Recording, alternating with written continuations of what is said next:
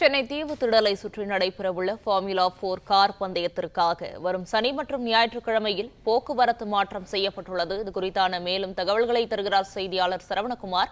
வணக்கம் சரவணகுமார், எந்தெந்த இடங்களில் இந்த போக்குவரத்து மாற்றமானது செய்யப்பட்டுள்ளது? மேலும் விவரங்களை பதிவு பண்ணலாம். சென்னையில் வரும் 31ஆம் தேதி மற்றும் 1ஆம் தேதி ஆகிய 2 நாட்கள் ஃபார்முலா 4 கார் பந்தயம் தமிழக விளையாட்டு மேம்பாட்டு ஆணையம் நடத்துகிறது.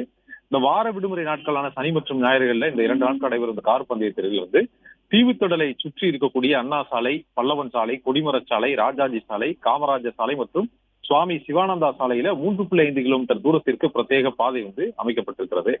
இந்த 2 நாட்கள் இந்த சாலைகள் எல்லாமே இந்த கார் பந்தயம் நடைபெறுவதனால ரிசர்வ் வங்கி சந்திப்பிலிருந்து நேப்பியர் பாலம் வரையிலான ராஜாஜி சாலை, அதே போன்று உழைப்பாளர் சிலை சந்திப்பிலிருந்து நேப்பியர் பாலம் வரையிலான காமராஜர் சாலை முழுவதுமாக போக்குவரத்திற்கு தடை செய்யப்படுவதாகவும் தெரிவிக்கப்பட்டிருக்கிறது. அதே போல பாரிமுனையில் இருந்து ராஜாஜி சாலை வழியாக நேப்பியர் பாலம் மற்றும் மெரினா நோக்கி வரக்கூடிய இந்த வாகனங்கள் ரிசர்வ் வங்கி சுரங்கப்பாதைக்கு முன்னதாகவே வலதுபுறம் திருப்பிவிடப்படும்.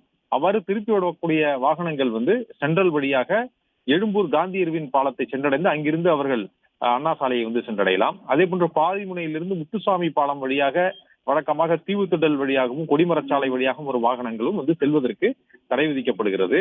அவர்களும் எழும்பூர் வழியாக சென்று அண்ணா சாலையை சென்றடைவதற்கான மாற்று ஏற்பாடுகள் செய்யப்பட இருப்பதாகவும் கூறப்படுகிறது. அதே போன்ற அடையாறு, சாந்தோம் உள்ளிட்ட பகுதிகளில் இருந்து வரக்கூடிய வாகனங்களும் உழைப்பாளர் சிலையிலிருந்து இடதுபுறம் திருப்பிவிடப்பட்டு வாலாஜா சாலை வழியாக அண்ணா சாலையை சென்றடையலாம். அண்ணா சாலையில் இருந்து சென்ட்ரல் நோக்கி செல்லக்கூடிய வாகனங்களுக்கு, பல்லவன் சாலையில செல்லக்கூடிய வாகனங்களுக்கு எந்த விதமான தடையும் இல்லை.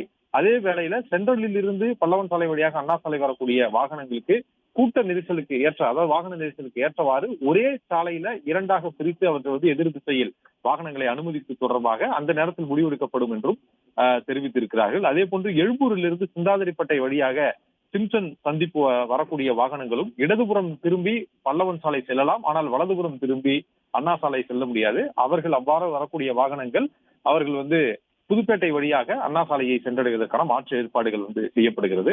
உழைப்பாளர் சிலையிலிருந்து காமராஜர் சாலை வழியாக சுவாமி சிவானந்த சாலையும் செல்ல முடியாது. சுவாமி சிவானந்த சாலையில இந்த பாதை முழுவதுமாக அமைக்கப்பட்டிருக்கிறது.